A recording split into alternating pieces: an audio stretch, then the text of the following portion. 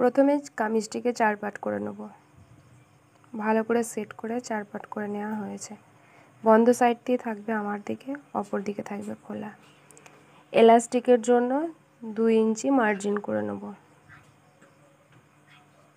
এরপর লংয়ের মাপটা নিয়ে নিলাম। কোমরের মাপ হচ্ছে 40, 40কে 4 ভাগে ভাগ করলে 10। এবার হিপের মাপটা নিয়ে নেব। হিপ হচ্ছে 14 মার্জিন করে গোল করে রাউন্ড শেপ করে নিলাম।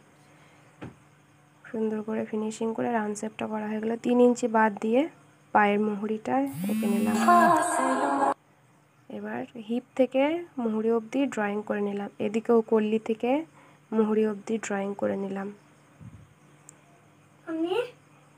1 ইঞ্চি বাড়তি করে ড্রয়িং করে এবার কেটে নিলাম।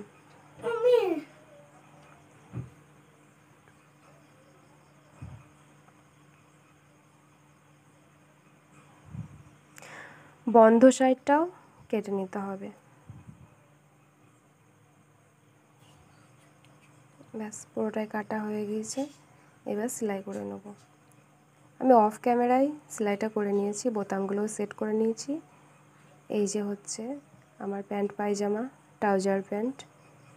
এত সুন্দর ফিনিশিং হয়েছে, মাশাআল্লাহ এত সুন্দর লাগছে। কমপ্লিট।